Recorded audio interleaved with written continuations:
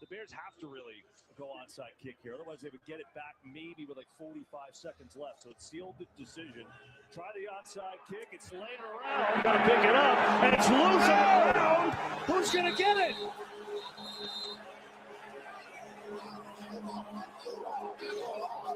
Oh, the Bears have let it go. Are you serious? It's been an 8% chance all year, and somehow the Bears get it. Unbelievable. Blackwell on the recovery. 1 in 12 chance. But a huge mistake here at the end. Crazy. Unbelievable. Trying to get a first down, you could clock it, but chose to use his second time out there. Williams going deep. It is caught. Leaping grab from DJ Moore down to the 12. As I said, you're going to need an input. They found that they're plenty of time. Everybody keep their poise. You don't want to score too fast. 43 seconds to go. Caleb Williams looking for the equalizer. But on by 11. He's at about 36 seconds left. One play. Crazy. Your best play, you got Ben Johnson. Your best defensive call, Jeff Hafley. An entire division on the line in one play. Great shot at the bottom. Butler, DJ Moore, those are your go-to guys. Williams, pressure, throwing, Porter has a man. It is caught! Touchdown! Jose Walker!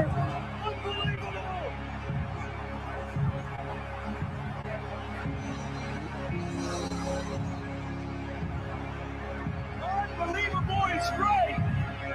Williams with this Steph Curry impression! That fadeaway! Lobs it up in the air, miscommunication and coverage! Walker comes down with it!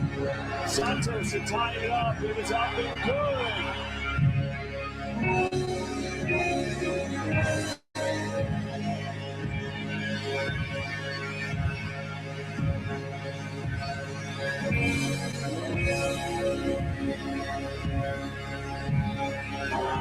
It's all on the line. How cool are these games coming down to defending onside kicks and 3rd and 1s, 4th and 1s? Lewis run out in trouble. almost did it. Surging forward, but he's not going to get there. Ball is loose, picked up, and the Bears get a stop.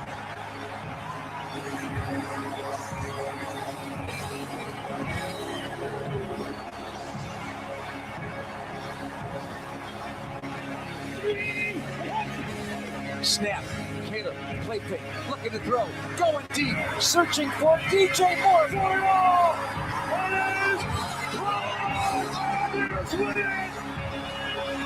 The Iceman coming. The Iceman taking a 46-yard spiral to the end zone to DJ Moore. 22-16 Bears, 4:50 in overtime.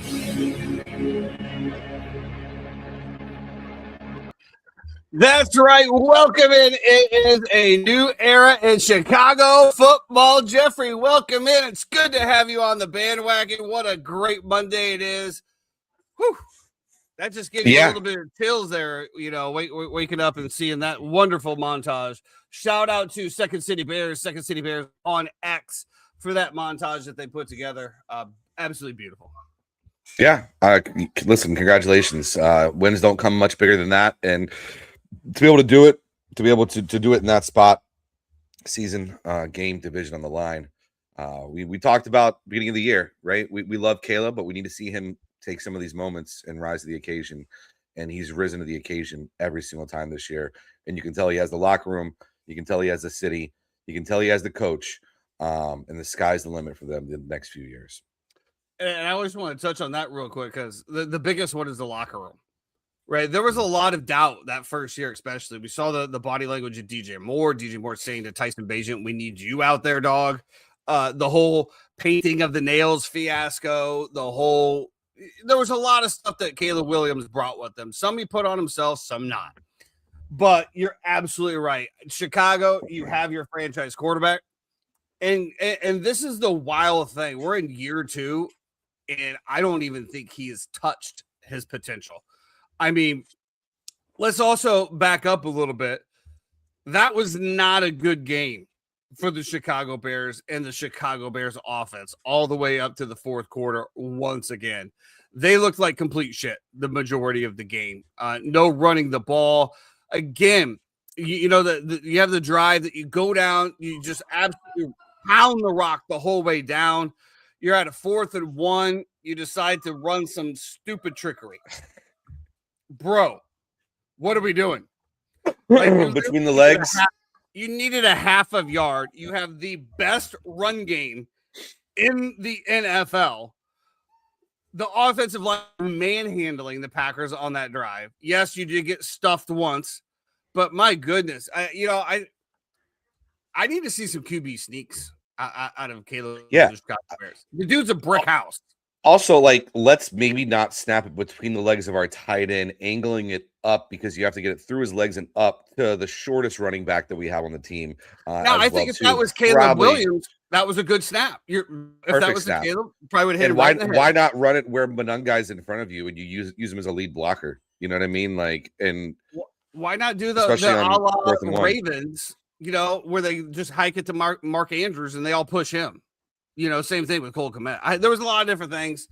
Let's get into it. Let's dive in. The Chicago Bears pull up an absolute stunner, 16-22 in overtime. They were absolutely dead to rights. They're called the Cardiac Bears for a reason. For those of you that are starting to watch more and more, you can start to see why. I will say this, though. These guys never feel that they're out of it. If you look at the post-game interviews, they said, as long as there's time on the clock, we know we have a shot. Man, it would be a lot more comforting for us to play that way throughout the entire game. Yeah. No Romo Dunze, no Luther Burden. We knew it was going to be somewhat of an issue. I didn't even see a whole lot of utilization of Cole Kmet and Colston Loveland here either. It was definitely a run-heavy game, which it always is. The Bears feast on that number 1 run game in the NFL. Then they feast even further on the play action. Now, I will say this. There was a lot of issues going into the 2-minute warning as well. You had to kick, in my opinion, that field goal on the other side of the 2-minute warning because essentially, if you did not get the onside kick, you were done. You would have had the ball back like 15 seconds, maybe. So that was a coaching blunder on my. And then like Cairo Santos is out there, and he's like, getting in his zone, and I'm like, bro, what? They kick it off, obviously. Get the onside kickoff, Romeo Dobbs, which was just absolute cinema. Once you saw Jeff, let me ask you this. Once you saw him get the onside kick, did you know it was over then? Did you know it was over? Yeah, but you also, it's one of those situations where it's still a young quarterback and there's an opportunity for a mistake. You know what I mean? But it did feel like things were aligning. Also led more fourth quarter winning drives than any other quarterback this season, I believe. Correct. But what I'm saying is that there's also the element of it is Caleb, and much like we'll talk about with like Trevor Lawrence, like, can you just stay within yourself sometimes, and not get off traction, not get off plane, stay on script, make your plays, stay within yourself, and not try to do too much. And I thought he did a great job of that. He didn't impress the entire game. I thought he was great. We did have a little bit of a scenario here where Jordan Love was out. I know this isn't a very good up close or whatever. I don't know how to make it bigger. Old man problems. But, this right here was called, roughing the quarterback. I'll tell you, dude, seeing some of the roughing the quarterbacks that throughout the league, was it a hit? Absolutely. Was it preventable? I don't think so. I mean, at the end of the day, he could come, a little bit more upright, I guess, right? Instead of right there, but he's lowering to get the tackle. Yeah, he's coming really hard too. Maybe he comes lower. Well, I guess you have to go lower, but Jordan Love also lowers his helmet. You'll see it right here on this next replay. Jordan Love also instinctively, as he sees a man barreling down on him, is like crunching the ball to go down because he knows he's going to get just destroyed. Yeah, it's like he knows he's coming and he's got to prepare for it, And inadvertently, so there he puts his head into the defender's path. That's what I'm saying. Right. Howie on Fox, you're absolutely asinine for that comment at halftime, saying that was the dirtiest play. I was glad to see Gronk and everybody be like, dude, you're absolutely wrong. Even Terry, in his senile state, knew that was an absolutely wild comment. To think that the Bears are somehow playing dirty or trying to knock Jordan Love, because I'll actually throw something else at you out there, Jeffrey. I think Malik Willis coming into the game actually helped the Packers more.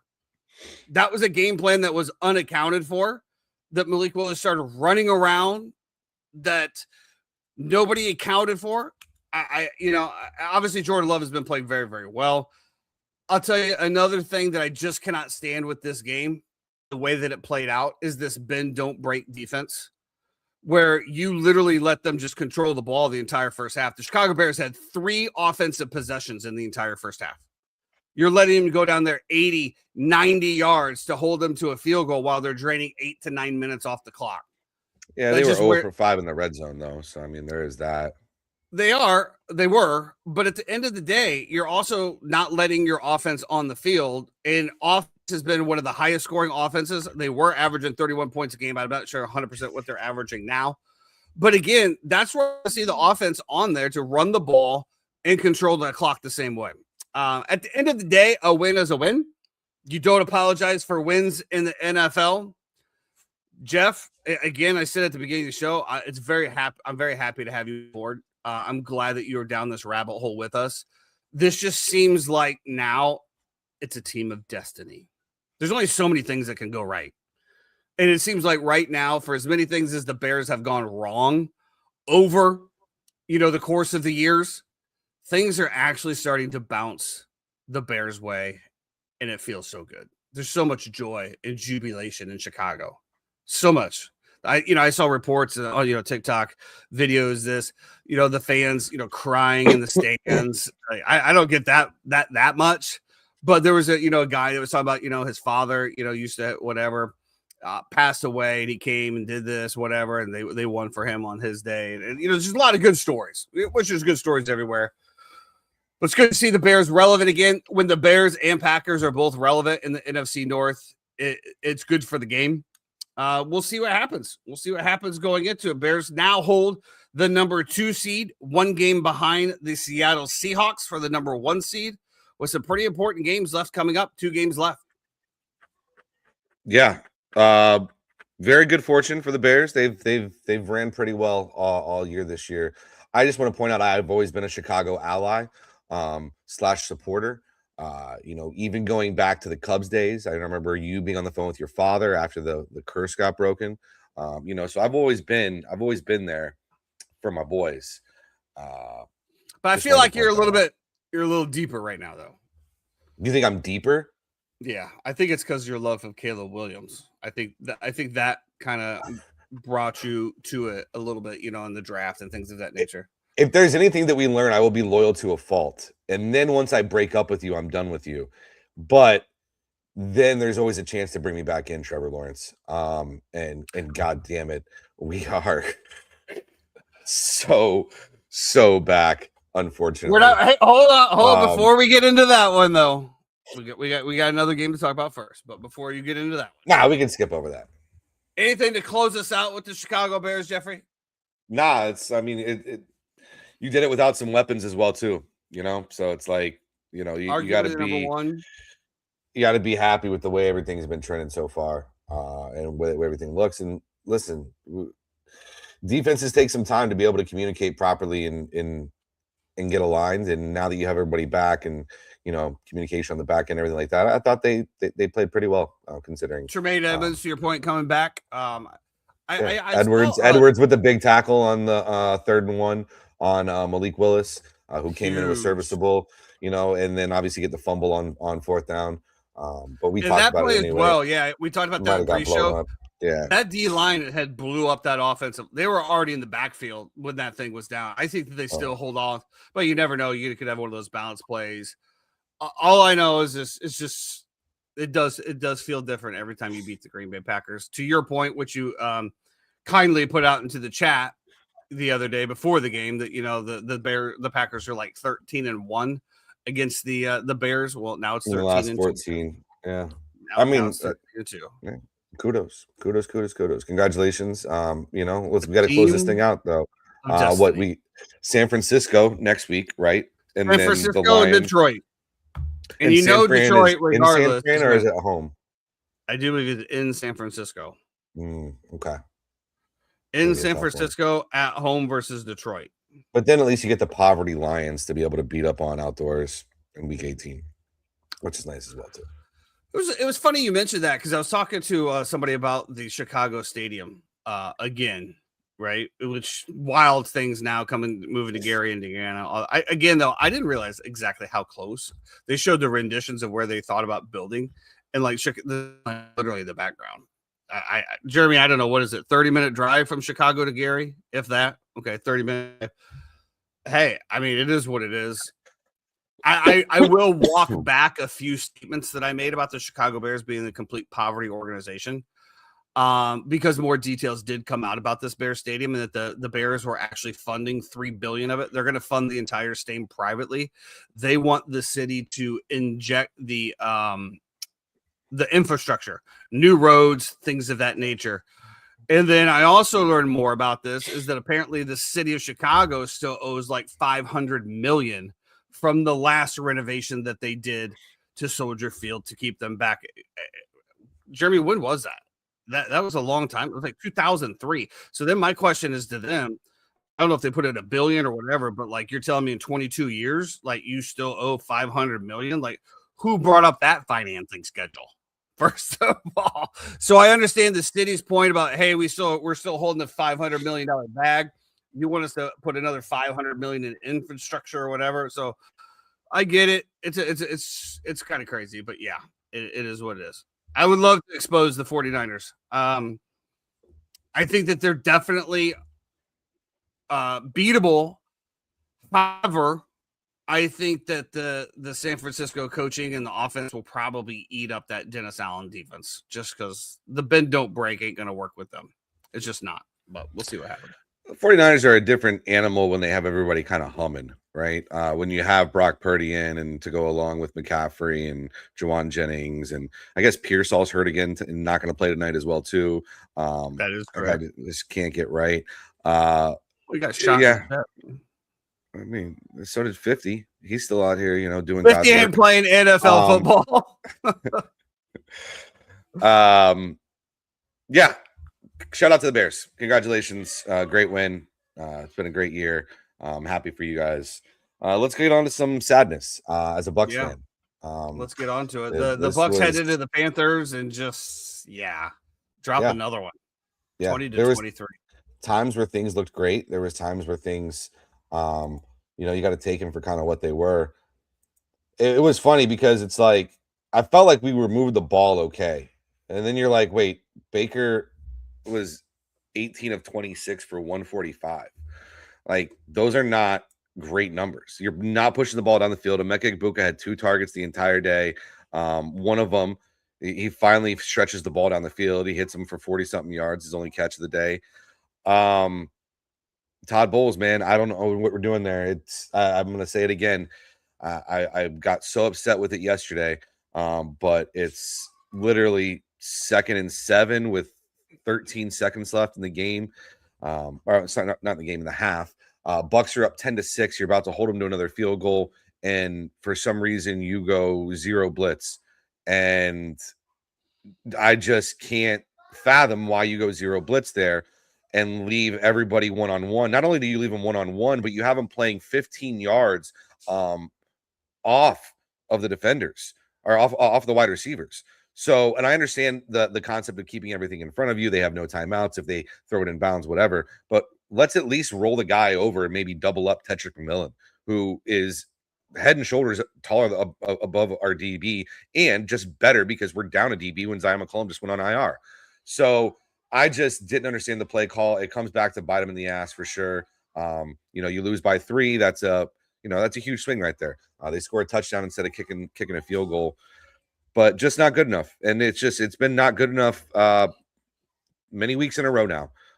Whether it be the Saints or whether it be the Falcons or whether it be the Panthers, to continue to get bad penalties, procedural penalties, stupid penalties, right? They kick a field and go up 23-20. They kick the ball off to you. It goes through the end zone. There's no return. Yet our guy headbutts one of the Panthers players against a 15-yard unsportsmanlike penalty. Like, stupid little shit like that is what's costing you these games. And I understand. Listen, Baker throws the pick. That is like the epitome of the Bucs season, right? Like, timing. Mike Evans is breaking wide open. He's about to hit him again. We're driving down the field. We're probably going to score a touchdown there to end the game. And instead, he sees Baker make one quick move, like he's stepping up in the pocket. Mike then does his, breakaway route, and Baker throws it to where he thinks he's going to be. And of course, it's right to a DB, and that's the end of the ball game. With all that being said, Bucs play the Dolphins. Still control their own destiny. And they play the Panthers after. And if they win both those games, they win the division. So it's like, I don't know. And I don't know how much longer. I almost wish they would just lose to the Dolphins this week. And then I could not care, because I just don't see a way or a path right now that, especially on defense, where they're going to make a run in the playoffs. I don't think the offensive line has been good enough. It's all bad, man. It's all bad right now. It's the curse of Kyle Trask. Yeah. You fucked over Trask. You've been shit since. That's a great point. Ever since you let my boy go, you've just been down the hill, bro. I mean, I don't know what to tell you. Not even true. We let him go before the season started, but neither here nor there. It was shady. The Bucs just look to me like they don't have an identity anymore. And where was Bucky Irving during this game? I mean, I know you ran him 20 times the entire game. I don't think that's enough. I think that I just don't see the same identity. And I don't know if that's because all of the receivers are back now. I don't know. But when everybody was out and everybody was hurt, that offense was humming. And now all of a sudden everybody's back, and maybe that's the synergy level, right, of reconnecting. But to your point, that the ending with Mike Evans was obviously it was one of those things, as you said. Baker thinks he's going to break. Mike sees him in the scramble. He's going to try to get something else. And, it is what it is. It's a tough way to go down. But to your point, they still control their own destiny. It seems to me, I don't know. Again, I'm not deep into the trenches here, but when I watch them, they just seem disinterested. I don't know what that There's means. no fire.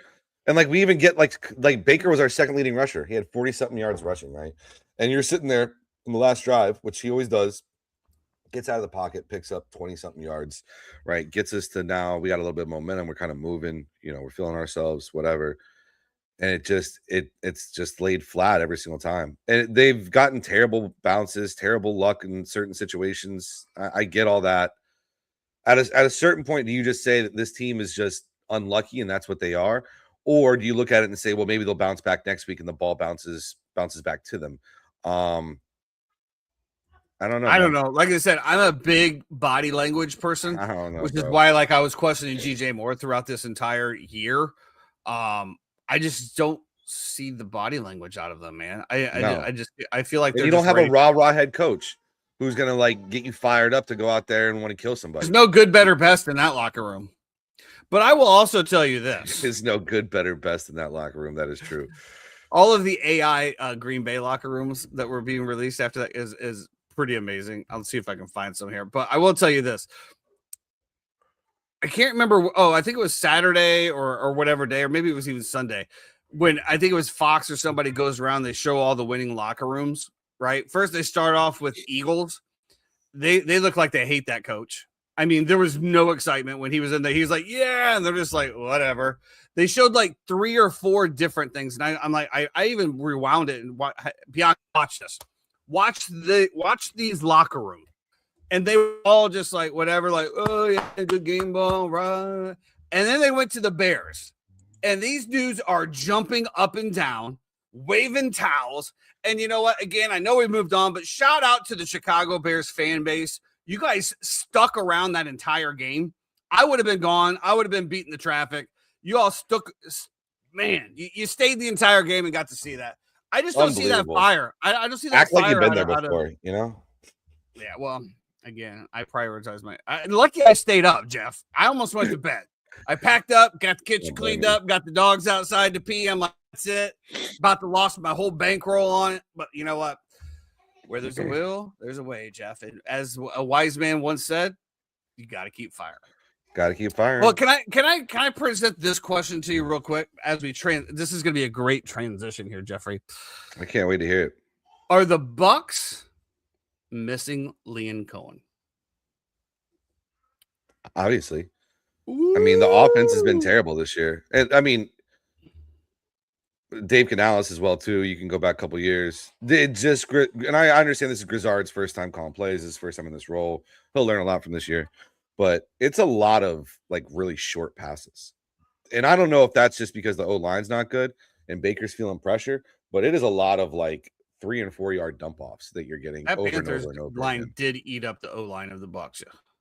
And shout out to the Panthers, right? I mean, that was a game where they came out and we always say, right, hungry dogs eat, and they had the crowd behind them. They had everything going for them. Maybe it's just Tampa Bay, were hungry. Bro. Maybe it's just being there by the beach and the laid back atmosphere, of the beach bums. I don't know, but when I don't see Baker getting fired up, even when he had a big run, he didn't, usually he gets up, does something a little fired up. I didn't see anything. He keeps on trying to do it too, but nobody's falling for it anymore.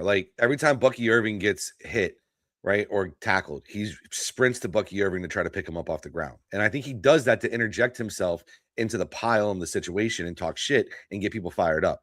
That's his way of needling, I guess, or whatever. But nobody's engaging in it. And so it's because nobody's engaging now, they're not actually getting fired up. It's just you look like a goofy for running over there and picking them up. So people have got onto it a little bit. I don't know, man. Do the Bucks make the playoffs, Jeff? Do they win the division? They should, right? I mean, you should go beat Miami, but Miami just got absolutely fucking steamrolled by the Bengals. And we know what happens with teams that get absolutely boat raced by a team. The next week they come out with their hair on fire. So I bet you wish you were playing against Tua, not the run and gun Quinn Ewers. I don't even at this point. I don't even like who are we playing that like we think we can beat? You know, I don't know, man. Well, How does a Mecca already, get 2 targets? Like, how are we not like? because Mikey Evans is back, baby. You got to feed Mikey. Mike had 5 catches for 31 yards and a touchdown. Like, How many targets, I mean, a lot of targets. A lot of targets. There you go. It sounds like a little bit of force feed to me. Well, I brought up the question about Liam Cohen because Liam Cohen has the Jacksonville Jaguars rolling. Jags 34, Broncos 20. I put it on the notes, Jeffrey. You mentioned it early. Are you back on? I've been trying to get you back on the past 2 weeks. This is the moment you've lived for, the moment that you've waited for, Jeffrey. Trevor Lawrence and the Jags are steamrolling. Get on the train, Jeff. How many legs do you have? How many trains can you be on at one time? I don't know. Maybe we could hitch a wagon to the train, and then we can have more wagons behind it. I think that would be more realistic. This was such a big win. I mean, they basically clinch. I mean, they have what, the Colts and the Titans left, right? Which maybe give me the Colts at home next week. I don't know. Like that might be an interesting thing. But yeah, they're grooving, I'll bro. tell you after this week. T Law looks crazy. Like he looks like everything that I thought he was when he first came out. He looks like everything that I've had to stand on a hill by myself and die on for the past few years about how great and talented and unbelievable this kid is. He looks the part. And is there some sort of validation that I feel like I've been saying this for the past few years? Yes. Does it suck that I jumped off the bandwagon this year because they hired that cocksucker Liam Cohen? Yes, that sucks as well too. But here we are. And I'm not back on the bandwagon. I'm rooting for Trevor Lawrence. I'm not rooting for the Jags. I think you brought up a great point a couple of weeks ago. That Jacoby Myers trade just completely transformed that offense everything for whatever reason. And they got Brenton Strange back too, who's a decent tight end, you know. And they did this week. You know, I've always been a fan. You know, they did it without Tootin this week, you know. And I mean, it's just they're finding ways to win. And the defense is honestly the one thing that really got slept on throughout the year, because they've just continued to kind of build on it, you know, build the linebacking core. You know, you start from inside and work your way out, and that's kind of what they've done. And man, whether it be Josh Hines Allen or Walker, I mean, they have dudes on that line who can disrupt you. And so, yeah, man, I mean, congrats to them. Congrats. Really fucking happy for them. You can hear the elation in Jeffrey's voice. So they do play at Colts this coming up week against Phillip Rivers again. Jeff, I don't know if you also saw AR has been elevated off of the IR in this practice. His window is now opened. How do you foresee that? I mean, I guess I can see him, you know, trying to get ready to be the backup. Yeah. In case something happens to old man Rivers. I don't see them making a change now. Do you? I mean, I would see what I have. I mean, I agree. I mean, I think at the end of the day, even if you only put him out there to run the football, it gives Jonathan Taylor a big hole. Obviously, he's been in the weight room. I don't know if you've seen pictures of him. Yeah, he's huge. Who pause. But like and like the other thing, yeah, as long as he makes it through warmups, doesn't get hit by a rubber band, he'll be okay. I think you have to see what you have, man. Like, obviously, Daniel Jones is going to be out, right? We got to come up with a plan for next year. Phillip Rivers is not our fucking plan for next year. And Rivers, from what I understand, whether it be last year in the offseason and whether it be since he's been there so far, has been a great mentor to AR as well, too. So let's get a little bit of that dynamic as well. Let's get AR out there with a guy who's in his corner, who's going to give him positive feedback in his ear every time he comes off the field and what he's seeing and what needs to be done. I think that could be better for the Colts going forward than continue to roll Phillip Rivers out there. I would like to see AR tonight, honestly. 100%. If he's cleared, he's cleared. He's out. He's been ruled out with his orbital. He's cleared. The practice window is open. Like they can bring him back at any point in time they want now. So he is definitely off the IR, which he had been for a few weeks. I love that point. And to me, there's been a lot of talk about Daniel Jones, right? And what is going to happen to him now that his ACL or I'm sorry, whatever. That's a good point, Chad. Achilles. I don't know if the Colts are going to want to pay what he's going to want. And you sold out for this year, right? You gave up 2 first-round picks. So to your point, I you know what I would like to do, and you know what? Somebody said this the other day, like Phillip Rivers' insurance was running out. I guess it expires after X amount of years out of the NFL. And when you had 10 children and 50,000 grandkids, that makes sense. So you know what? That's a great point. I would love to see AR try to finish this season with Phillip Rivers. And then if I'm bringing AR back next year, obviously he's under contract, and I'm bringing Rivers back on the league vet minimum to mentor him. Why not? And run that back next year. I mean, maybe as a quarterback coach, I'm not bringing Phillip Rivers back as a backup quarterback. Never know. I don't know what he would be inclined to do. That's the only thing. I don't think you're going to make as much as a quarterback coach versus a quarterback. But yeah, I like that. I like that having a vet to actually develop him. The other theory was that I don't know. I don't know. Would you re-sign Daniel Jones coming off the Achilles for $30 million a year? What I'm sorry, Chad. What's a large offer to you? Because right now, Joe Burrow. Oh, I see what you're saying. He's saying about 25 to 30 million a year. But even then, I don't know. Between 27 and 30, so kind of like a Baker Mayfield contract, which he's going to be up for renewal soon as well too. And not with this regression. I don't know. I don't know what you do there. I mean, I do know what you do there is you re-sign him to a team-friendly deal and keep it fucking moving. But if he takes it, yeah, we're kind of at that point now where it's the amount of poverty quarterbacks that are in this league, somebody will throw a bag at him. I'm not really trying to give you 40, the Browns. 50. Imagine the Browns. The Browns are committed to Deshaun Watson next year. Yeah, right. They already came out and said Deshaun Watson is going to be the quarterback next year. So, oh wow! I thought for some reason you said Deshaun Watson. I hear Shedeur Sanders. I don't know why, but that's what. Let's move it on. No, I said Deshaun. No, Deshaun Watson. Let's move it on here, Jeffrey. I did want to say this. Congratulations. These are a couple great weeks in a row for the Jacksonville Jaguars. Congratulations. I know they have a very loyal fan base. I mean, they still show up in Jacksonville. They don't sell all their tickets to the away teams like Tampa Bay Bucks fans do. So because nobody wants to go to Jacksonville. That's true. It's not as much of a destination spot to go hang out in Duval and chill. But Jack's Beach is okay, I guess. It's a little dirty, but poor man's beach in Florida, but sure. Yeah. I mean, I think the bigger thing here is the Broncos. And Chad, you're absolutely right. Jeff's brought it up numerous times. The Broncos have just seemed like frauds the entire year. If I heard one more time, how could they keep getting away with it? I probably could have, All right, that's that. He says that because I say that every single week. Every single week when the Broncos game ends, I text how they can't keep getting away with it. Absolutely, but they do.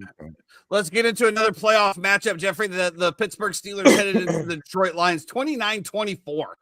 Yeah. This has the Lions potentially missing the playoffs here. As a Bears fan, they clinch for the Bears to be able to clinch a playoff berth.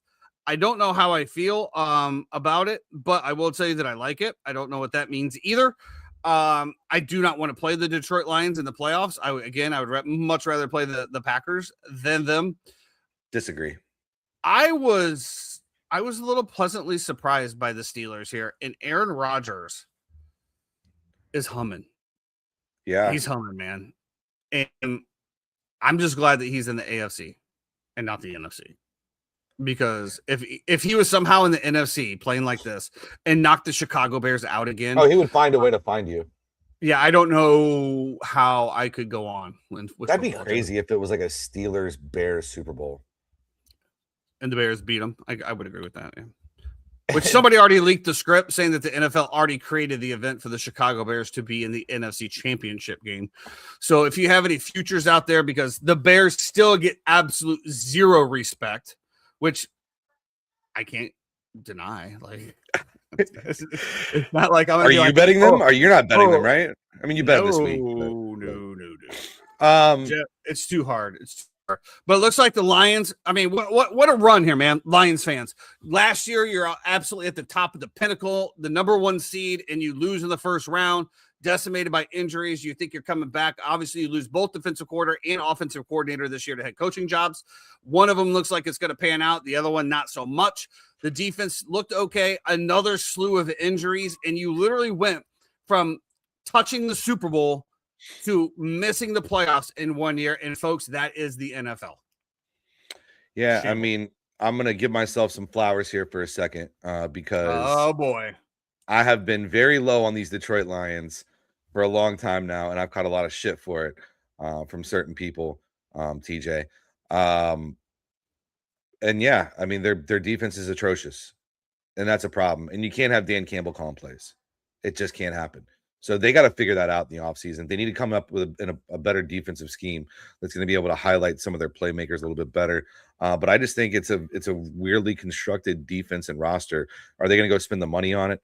Well, their whole secondary, they haven't decimated. They haven't ran the ball like they have previously with Jahmyr Gibbs and with David Montgomery. And so does somebody else need to come take David Montgomery's role? I don't think it's David Montgomery, but you think it's Jahmyr Gibbs?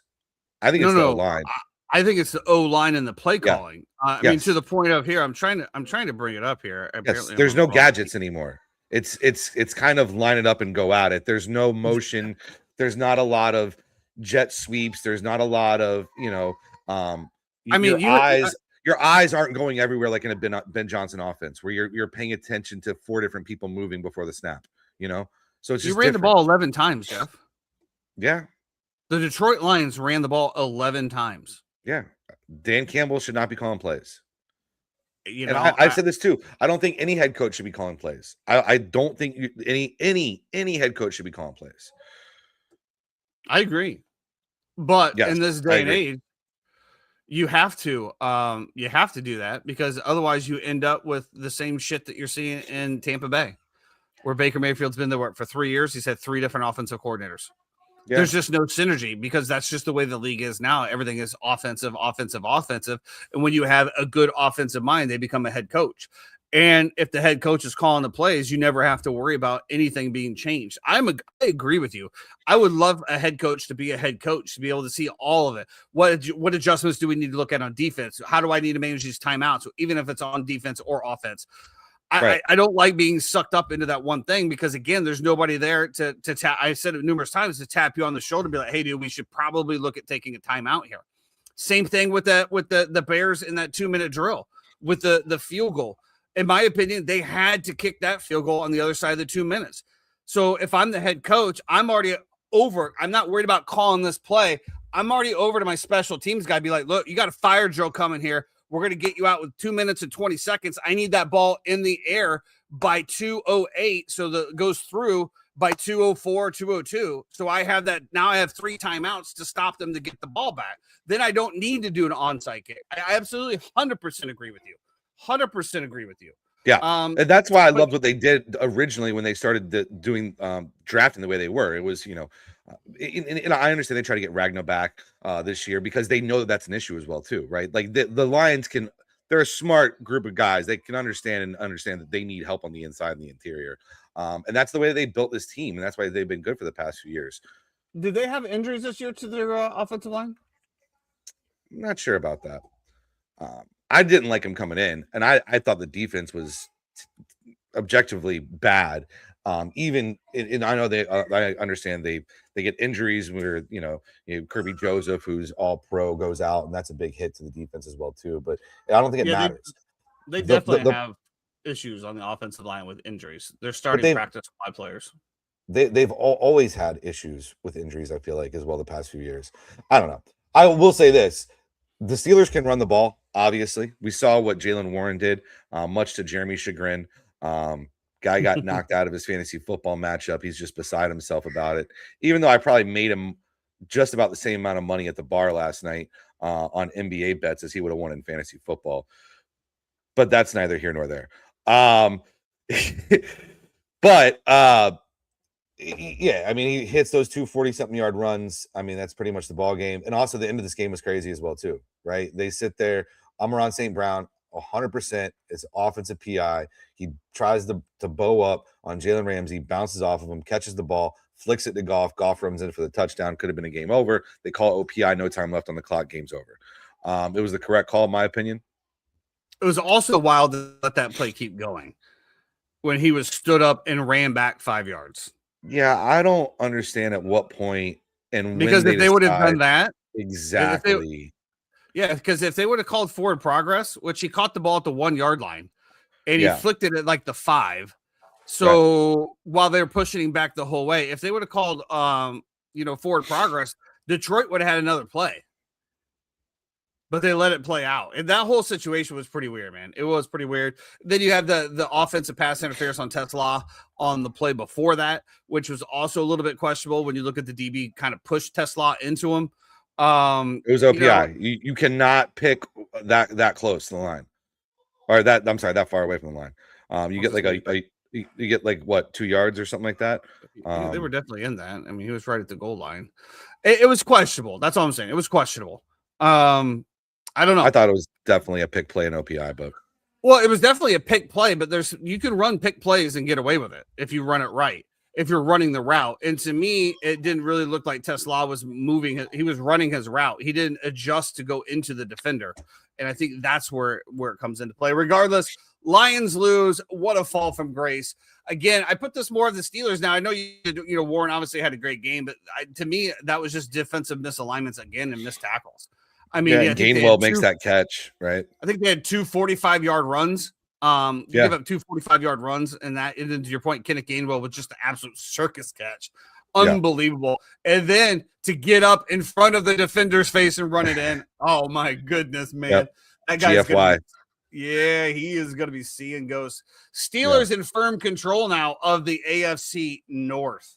And I do believe, do they play the Ravens next week? That's a great question.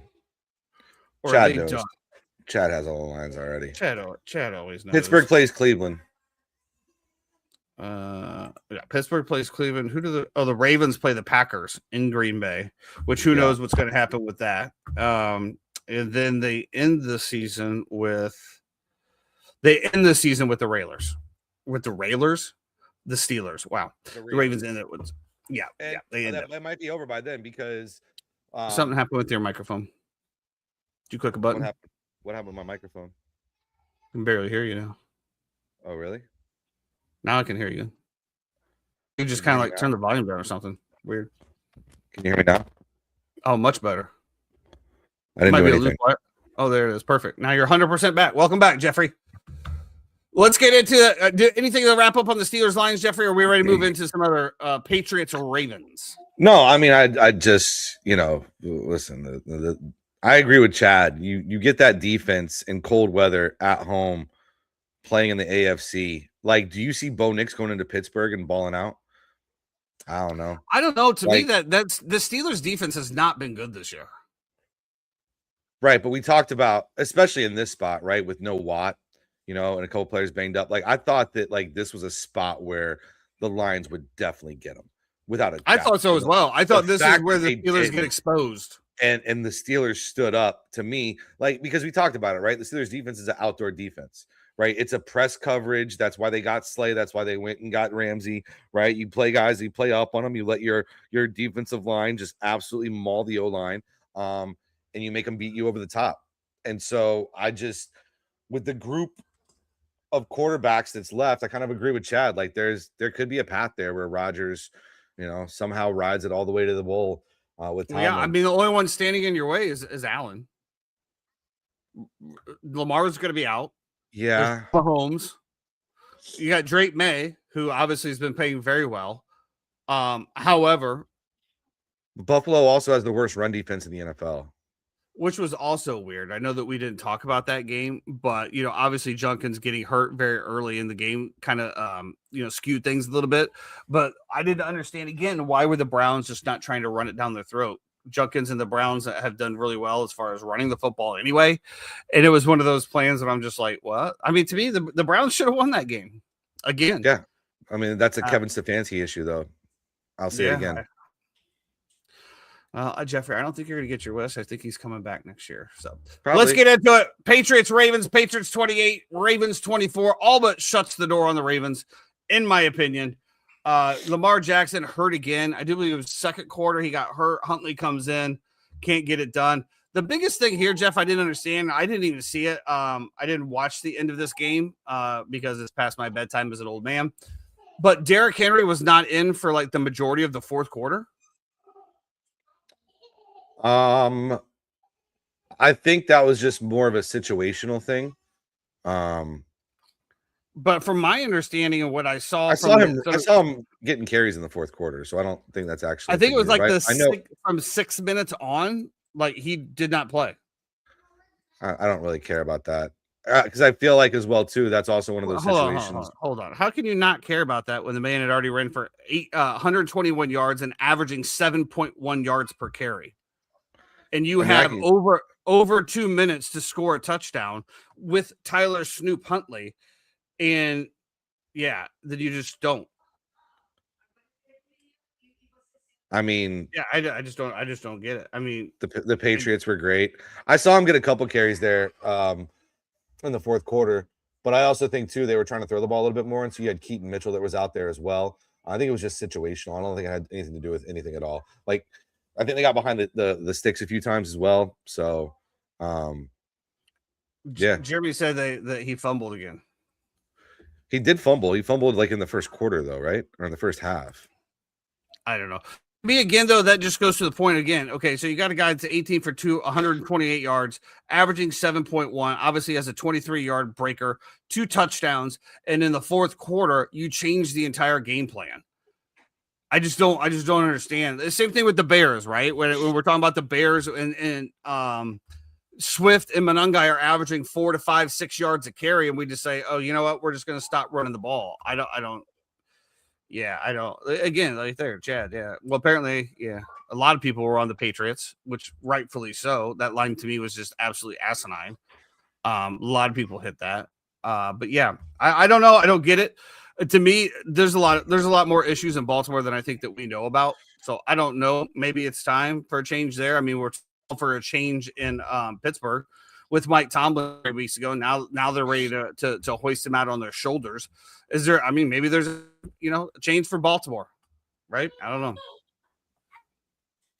I mean, 3 carries on the final 3 drives for the Ravens. Yeah, it's dumb. Dumb when he's been gashing them the whole. Whatever. Who am I, Jeffrey? Are you sure that's correct? Because he scored a touchdown on one of their last drives, I thought. I watched the highlights this morning. It said that was one of the things that they were talking about, is that he hardly played the fourth quarter. He scored a touchdown in the fourth quarter, no? I will look at it right now, Jeffrey. He did at the 13-minute mark. So basically, from the 13-minute mark on, he was not. They only had 2 possessions after that. Okay, so your final 2 possessions, 6 plays, 13 yards, and then they fumbled. They had 2 yards. They just didn't have the ball. They ran 6 plays. They ran the next 2 drives he sat. Next 2 drives he did not play at all. Makes no sense. Yeah, it just makes no sense. Maybe Harbaugh was going up against him in fantasy. Yeah, I mean, I don't know. I'm looking at the. They just threw the ball and then they got penalties. They really only had 1 possession after that touchdown. It was 6 plays and 13 yards, and then the second one they fumbled on 2 plays. No, they fumbled on. They had 2 plays. They fumbled. Jeff, the question is and will remain, and the statement is: you leave your running back in the game to win. Sure, but they're talking about 8 plays that he had off in 2 drives. I don't know, like in clutch time when you need a they were throwing the ball down. Oh, Jeff. Oh, Jeffrey. I know. What am I going to do with you, buddy? What am I going to do with you? Anyway, Jeff, do the Ravens make the playoffs? He did not get a carry in the last. He didn't get a carry in the last 2 drives. One of those was 6 plays. They gained 13 yards. They threw the ball 4 times. 1 handoff to Keaton Mitchell, which he gained 4 yards on, and then the other one, they ran 2 plays and Tyler Huntley fumbled the ball. That's what it Jeff, was. you know what 3 plays at 4 yards of play get you? Yeah, 12 yards. First down. Yeah. Do the Ravens make the playoffs, Jeff, anyway? No, but I said before the year the Ravens weren't making the playoffs. Yeah, but you were just a hater. Yeah. You're just a hater. I'm a hater of the Lions. I'm a hater of the Ravens. I'm a hater of the Bills. Jags. You're shitting on the I don't Jags. hate the Jags. I think that's more of a Liam Cohen scratching her crotch. So 1,000% it is about Liam Cohen. 1,000%. And the way that he handled it. I'm not going to root for that guy. If, like I said, if Jacksonville wins, I'll be happy for Jacksonville and their fans. I'll be happy for Trevor Lawrence, right? I love Trevor Lawrence. But that guy can go kick fucking rocks. Jeffrey, we got a big one tonight. 49ers headed to the Colts. 49ers favored by 5.5. We already talked about Old Man Rivers is going to start. Anthony Richardson is out. Yeah. Again, to your point, you really started to I guess maybe they know what they have. I don't know. Anyway, Jeff, that Old Man Rivers can pull out the win here against the 49ers. Normally, I would say yes, and I would love to take Josh Downs here and Michael Pittman to kind of eat up the secondary and Jonathan Taylor to run all over him. But I don't know, man. It's they're coming off a bye, I believe, right? No, 2 weeks ago. They had the other bye 2 weeks ago. Week 14 I just feel like was the last buys. Solid, huh? Week 14 was the last buys in the NFL. Okay, I just found out new information. DeForest Buckner is returning tonight from IR for the Indianapolis Colts. That's a huge pickup. Don't even know what he plays. I'm going to go defense. Fair enough. He does play defense. Yes. With a name like DeForest, that's can what you I thought. Guess what part of the defense he plays? I'll go with the line because he's very good. Threes. Which part of the line? Is he an edge or is he an interior lineman? I would go interior because I feel like if he was an edge, I would have hurt him. And this is why, Tyson. This is why we are part of the uniform fan, and we got there. You know more than you think. We would be Pictionary champions, dude. Pictionary champions. Jeff, I think here 46 seems like a lot to me. Yeah. I mean, are the Colts going to move? But I thought 48.5 was a ton last night. I'm like, how are the Ravens and the Patriots getting to 48.5? Sure, should have got to 52. But the Colts are not throwing the deep ball. So the question Colts are is throwing the ball, in my opinion. Yeah. But so the question is, how many points do the 49ers actually put up? That is the question. Because if the 49ers put up 28, I'm going to go with whatever Chad's play is on this game. I don't have an under. opinion. I still like the under here. Chad, let us know what you're betting, and that's going to be the official uninformed fan side that we're taking. We're supposed to be the ones convincing them, Jeff, not the other way around. I need you to have confidence in what you do. I have confidence that I don't know what's going to happen tonight. Then it's just a no play. Then Jeff, this is just a no play. I think I like the under here. It's probably I also like the under in the Alabama-Oklahoma game. Yeah, and it just sucks when TJ's right sometimes. It really does. As a matter of fact, I think I put the bet in just simply to fade him. It's really tough because he kept on sending this out in multiple group chats that we're a part of, and I kept on saying first 1 to 10 wins. Don't worry, because I just thought nobody was going to score, and then of course Oklahoma rattles off 17, and Alabama just. Well, let's get into it, Jeffrey. The NCAA football playoffs are underway. Alabama 4, Oklahoma 24. Alabama, one of the bubble teams that was on there. And what was actually funny is watching all of the Notre Dame accounts be like, oh, this team was in before. Bro, I love it. I just love the trash that's happening between the Notre Dame fan base. Absolutely love it. At the end of the day, Alabama wins. As a Florida State fan, I want to welcome all Notre Dame fans. As somebody who's in a group chat with a Notre Dame fan as well, too, and TJ, me, him, and DCAS, and DCAS is a big Notre Dame fan. It has been funny to just basically feed him the same propaganda and show him the writing on the wall of how ESPN basically owns the SEC and will do whatever they can. can. Can I go one thing further from you from that? ESPN owns all of the bowl games. Every bowl game is on ESPN, so it doesn't matter SEC Not or not. every bowl game. Not every bowl game. What's not? All of the playoff games are. They own because they own the college football playoff. Correct. Correct. So, what are you talking about? The 6 and 6 toilet bowl games? I think that it is a conflict of interest for them to be so in bed with the conferences that they are also putting onto the network and putting into the playoff. I just think it's a conflict of interest. But they also aren't the ones that pick them. Those are those are from the actual colleges, are they not? Who gets picked? Who picks the college football playoff? That would be chancellors, athletic directors. Pull it up and let's see where those athletic directors and chancellors are from. Who makes up the CFP committee? Right. Jeremy is correct. JMU Oregon was on TNT as well as Ole Miss and Tulane. They did get thrown some bones there. Chris Massaro, the athletic director at Middle Tennessee State. Mm-hmm. Mike Riley, former college and NFL coach, no affiliation. Right. Carlo. Hold on. Whoa. First of all, a former college coach has no affiliation to any school. No. What's up, Buff? Buff is here. Hey, Buff. What's up, man? Okay. So, Jeremy, who did Mike Riley coach for? Let's go into that. Carla Williams, Jeff, the athletic director at Virginia. Okay. Got an ACC school in there. Hunter Yurachek, athletic director at Arkansas. Oh, okay. Poverty SEC school. Poverty SEC school. Who still, by the way, still gets paid revenue share based off of the way that other SEC schools perform, correct? Is that correct or no? I don't know how that plays. It couldn't be the colleges. It would be conflict of interest. Who?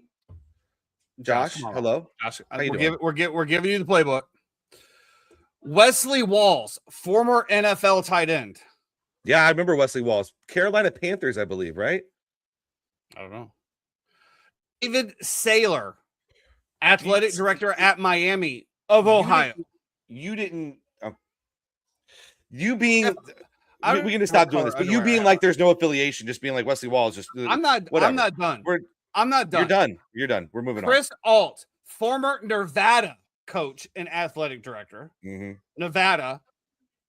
What conference is that even in? Pac-12 now? Who knows? Mountain? There is no Pac-12. Ivan Masale, a journalist. So what? The Bills? What? I don't know what's happening over here. Again, as we said, it is not from all of the conferences as you like to point out. So you think, all right, let me ask you a question. If you got hired to be on the college football playoff committee, and by the way, do they get paid to do this? I don't know. Actually, I'm asking a question. They do get paid to do this. So they get paid. Wesley Walls? Oh, he said he played for the Bills. Oh, okay. I thought he had a cup of tea with the Carolina Panthers. Jeremy? Oh, let's Wesley Walls teams. Anyway, neither here nor there. We don't 49ers, Saints, Panthers, and Packers. Panthers. 49ers, Saints, Panthers, Packers. Yeah. Okay. Just wanted to make sure I still got my fastball, and I do. Yeah, you're wrong in this one. That's all. I'm not wrong. So the college football playoff committee. Oh, okay. If they were to hire you, coach at Oregon, if they were to hire me to be on the college football playoff committee, what affiliation do I have to any college? Well, besides that, you reach on my Wikipedia, on whatever it says, right? Let's say it was you. Let's say it's anybody. All right. You're going to tell me that because I would obviously have no bias because my team never touches the playoffs. So neither does mine. I mean, mine does, but we've been. But you saw you were snubbed. No, we got in. I'm just saying, like, whatever, bro. Like these We guys got aren't drew up sitting in by there Oregon, saying but we got we in need an first year that SEC happened. school in here. I just don't see it. I just don't see it. But I will tell you this: the fact that ESPN controls all of the bowl games, absolutely. That is weird. Blacklisted from FSU. I mean, that's kind of right. He needs to be. Not allowed back. University of Miami, Jeff, goes into Texas Can't A&M, one of roll. the most hostile places to play. And this was the under 10-3. What an Yeah. ugly game. Mario Cristobal finally gets one of the wins off of his shoulders, Jeff. Do they stand a chance in the next one? Or actually, before you do that, what do you think went wrong here for Texas A&M? Miami has one of the best offensive and defensive lines in the country, maybe only second to Ohio State.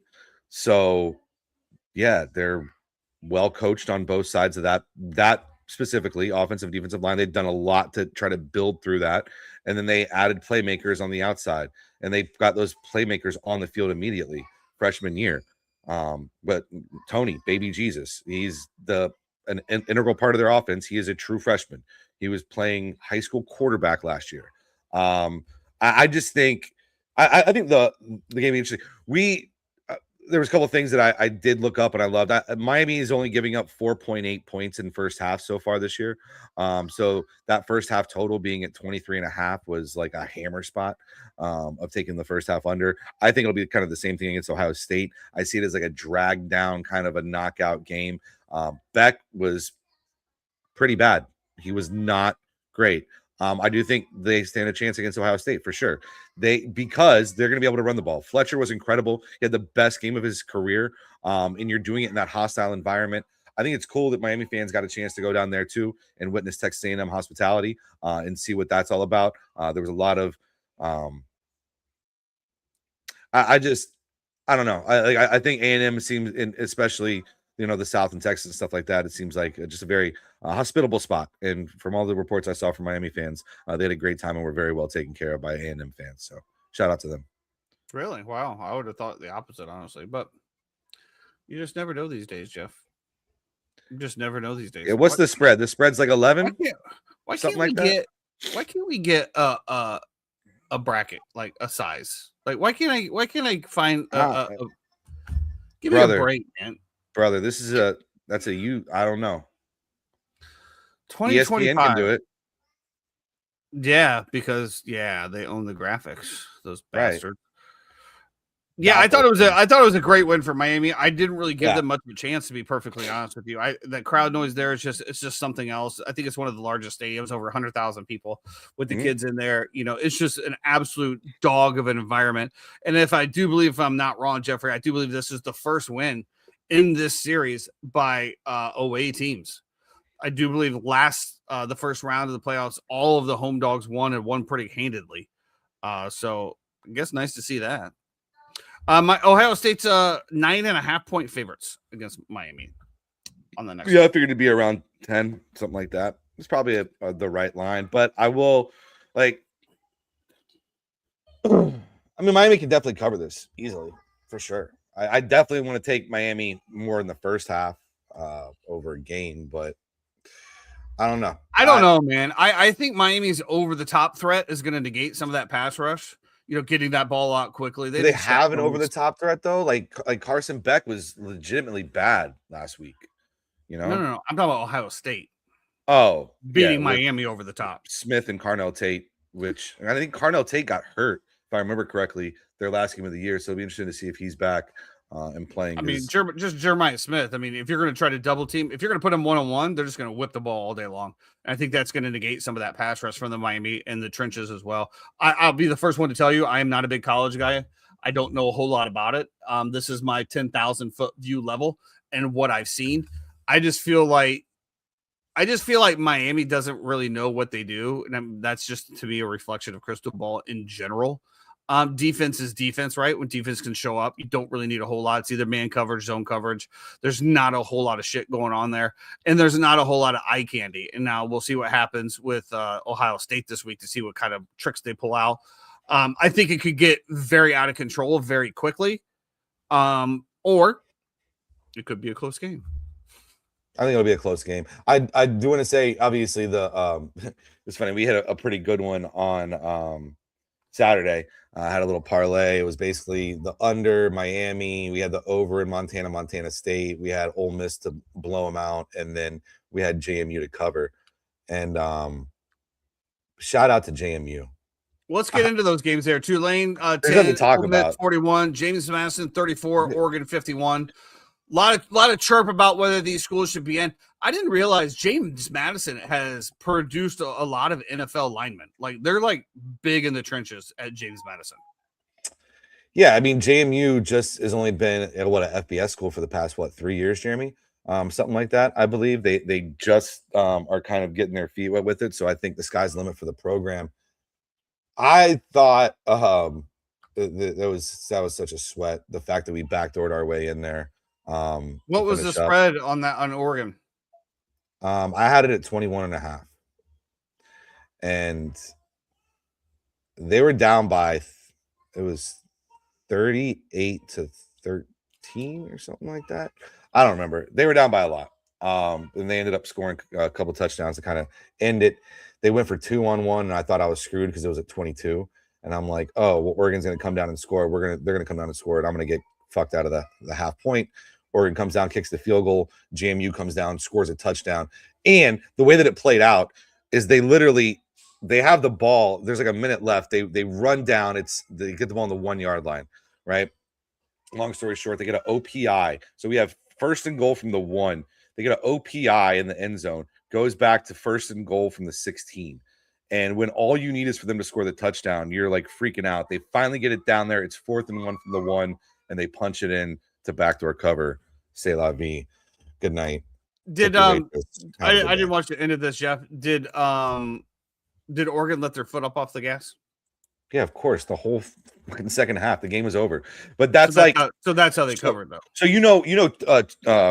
I'm sorry, Tulane and Ole Miss played already this year. Yeah, of course. Do you know what the score was? I think they beat them by 30 or 21 or 45-10 their first meeting in Oxford. That's funny. It's 41-10 here. Yep. Well, as somebody from the outside that didn't really watch that game, if I look at the James Madison 31-51, I'm like, oh wow, 17 points. They actually held their own. But then again, just literally talking to you within 2 seconds, I can see, oh no, it was more of a blowout. And then Oregon just like, hey, let's not get hurt. But that was part of the 21.5 point backdoor cover, right? Like this spread is crazy. It's 3 touchdowns. This team's not going to quit. It's their very last game. Oregon's going to take the foot off the gas. Here we go. Yeah. Well, lots going on. Big week coming in, Jeff. Christmas week. Lots you got all your shopping done? Everything good to go? It's great when you don't buy for anybody. Jeremy, headphones. When you don't have to go out there and buy for anybody, buddy. It's a very quick. What do you mean? You have B. What is she getting? Nothing. Wow. Not even a car? I know how you like to go lavish on the gifts. A car? She has. Well, we're going away we got some trips lined up. We're gonna go on a cruise, and those are our presents to each other. I had this lady at my table the other night. We're both working, and she was talking about how for the past 15 years, her and her husband, their gifts to each other for Christmas are they buy them the other one a concert experience somewhere around the world. And I was just like, well, I bought him tickets to go see Rolling Stones at the O2 Theater in London, and we did that. I'm like, yeah, well, I did get her tickets to Andrea Botticelli or something like that. Oh yeah. Andrea Bocelli. Yeah, great. Can't wait for that. Yeah, it'll be good. Hey, Chad, Merry Christmas, brother. God bless you, man. God bless the fam. Absolutely. I appreciate you, Chad. You have a Merry Christmas. Listen, we're back good on luck. Friday, though, right? Yeah. I don't know. I got to go. I'll be here Friday, so maybe I'll do one solo. Maybe we'll just do a complete interaction if Jeffrey wants to take the day off. We'll see. I am working pretty much most of this week, so I have no rest of the 3 weary. chips this week, Jeff. 3. Didn't get Christmas off. Just is what it is, man. 3. Just got to nut up and 3 go what? get it. 3 shifts. That's a lot for him. They're working him to the bone over there. That's overtime, baby. Overtime. He can't even. 13 shifts in 12 days. I don't want to hear about it. So, I have Jeremy, anything new happened in your life recently? anything new happened in my life. I mean, like losing fantasy or hitting the bet last night. That's about it. Oh, certain somebody just became single again. Oh, Jesus Christ. You got divorced? No, we're not doing that. No. No. Jeff, you got divorced? No, Nope. I'd be buried in the backyard, bro. Who was not single? Nope. Jeremy, did you have a little special somebody there for a minute? Nope. No. Got yourself a little cozy for the holidays? It's that time. We need a fireplace, cuddle up, No. snuggle up. I'm gonna remove myself from this right now. Have a Nope. Come on, Club Waka. Hey, also, congratulations. You guys are both diehard Bears fans, and I know it's been really tough being a Chicago fan. Careful. That yawn was absolutely poignant. Dude, I'm in shambles, man. I'm in shambles. So, It's congratulations to both of you. It's been a wild year, not gonna lie. Finally finding a quarterback. Yeah, it's been a wild year. I still think we're a year ahead of schedule. A year? I'd go a couple. I mean, I'd say we're way ahead. To have I 11 think you're right on wins, schedule. Right on schedule? So your expectations was playoffs and Ben Johnson's first year, and that is something I'm glad you brought. You guys are winning small. You lost small last year. You lost big the year before. He wasn't so there. now This is Ben Johnson's first year. It's okay. But it's the same group of guys. It's the same group of not. guys. It's the progression. It's a It complete off a different. No, it's not. It is. Who's the same? The offensive line is new. A lot of people are the same. Defenders are new. CJ Gardner-Johnson. That was a good pickup, by the way. I'll say this. I will tell you this. A lot of times I get upset with Ben and some of his play calling and some of his time management stuff and things of that nature. And last night, as I was pondering how the hell everything came to fruition and all this stuff, I have to realize he's still a rookie head coach. Like, he's going to make mistakes. I think He's got to stop taking his shirt off.